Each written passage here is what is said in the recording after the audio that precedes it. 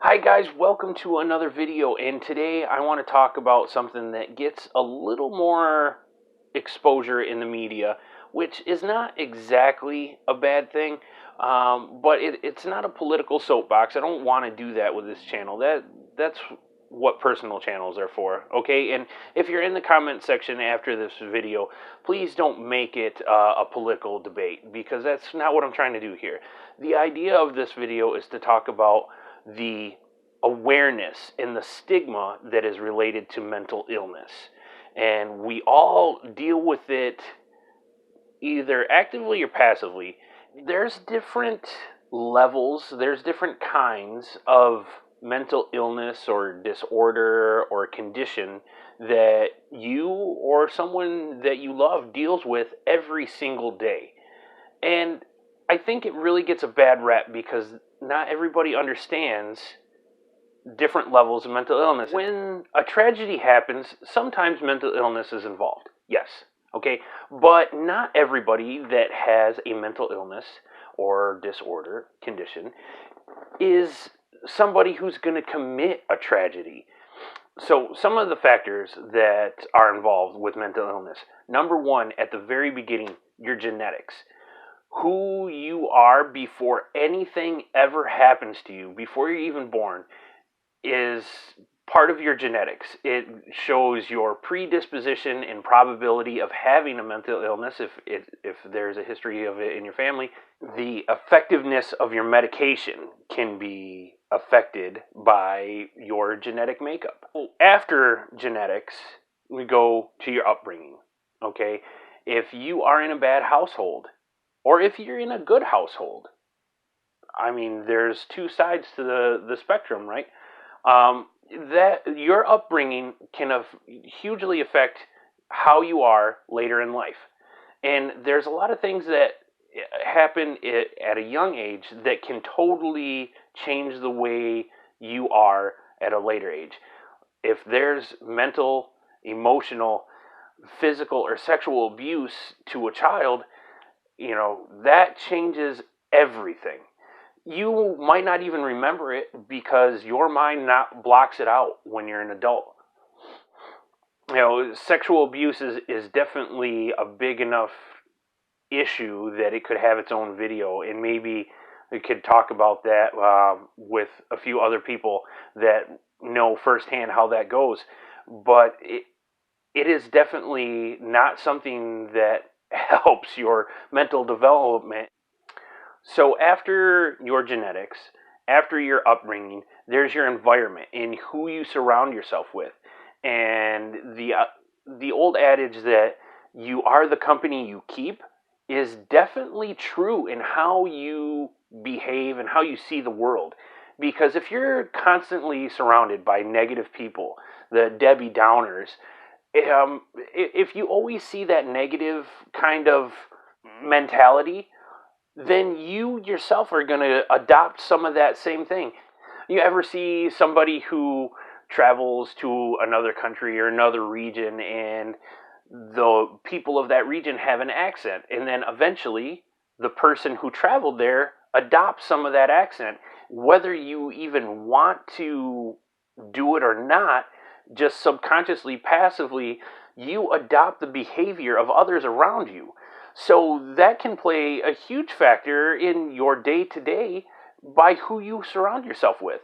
And again, if you go to the other side of it, if you're surrounded by positive people, they help push you up, they help hold you up there, and you have a more positive outlook.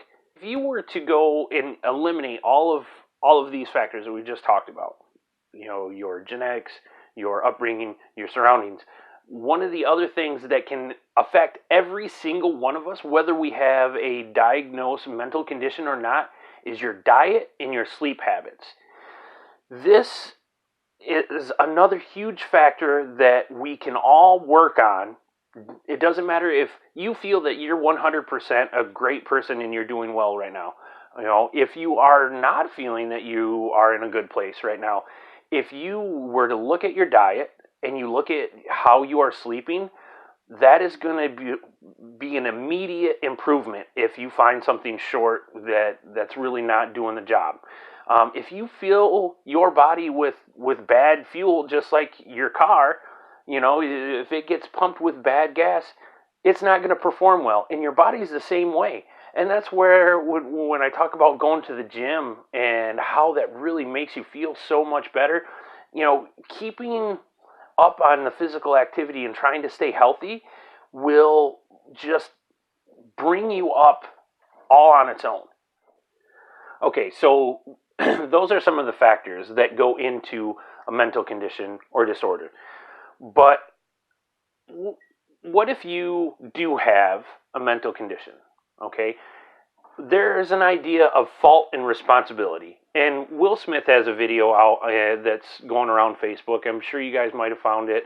If you haven't, maybe I can find it and put a link in the description or whatnot. But he talks about how it is your own responsibility to take care of yourself. So it might not be your fault that you have a bad genetic makeup. It might not be your fault that you were raised in a bad situation. But it is absolutely your responsibility to take care of yourself. Nobody else is given that task once you are of age. When you're young, parents are supposed to take care of you. But as an adult, you are responsible for your own well-being. So if you have a mental condition, you absolutely have to do everything that you can to manage your symptoms and function. So just because a person might have something that is affecting their behavior, it doesn't give them the right or an excuse to have that bad behavior. Nobody is just given a free pass. It might not be your fault, but it is your responsibility to take care of you. So just as there is a number of different factors that create mental illness, there's also a number of different mental illnesses. If you were an active participant in my last video, you would see in the comments section a name that you might not recognize, and that is a fellow named Steve Zanella. And he has his own YouTube channel and his own website where he talks about his battle with anxiety and how he had to turn his life around and actively pursue his wellness. And it's really moving to see another person put out their videos and talk about those intimate problems that they've had, like I did with my first video. And so please go check out his channel. And if you deal with anxiety, if you know somebody who does, it's really a great channel, and he talks about his whole journey. And maybe one day, in the future, we might be able to collaborate on Skype, or if we travel out east, maybe I can find him. He's out in New Hampshire, but he's a great guy, and I look forward to more videos from him and his support with my channel as well. So check him out. So something else that comes along with actual mental disorder, I don't know if it's because people want to feel more relatable or because it's popular and trendy, but there's a lot of people that say, oh yeah, I'm this or that, when they're actually not. And that is really not a cool thing to do. I don't know if it's to help justify your behavior or what, but if you don't have a mental illness, don't claim that you do, because it's not just an expression. If you know somebody, or you are that somebody who claims to have something when you really don't, I think maybe if you knew someone that actually did, you would have a better understanding of their condition and how it is a completely debilitating thing sometimes, and it's not something that should be joked around about. So maybe you're, like a neat freak, and you say, oh, I'm totally OCD. That's a real popular thing. I'm sure we've all heard that from somebody.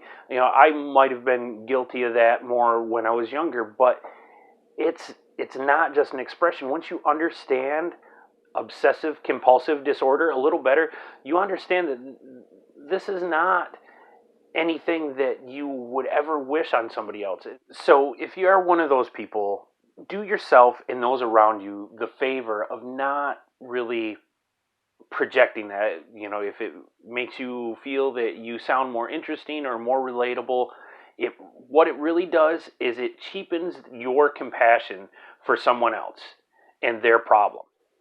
So if you were to go to somebody else with your own battle, you wouldn't want that person to make light of your battle, right? So don't make light of someone else's, because you don't understand their pain. You don't understand that battle. So it's not like you ever need a reason to be a decent person to another person. But if you do, if you need a reason to be decent to another person, take that one, because you don't always understand their battle. And so I think understanding is essential to being a better human. And I'll see you next time, guys. Bye.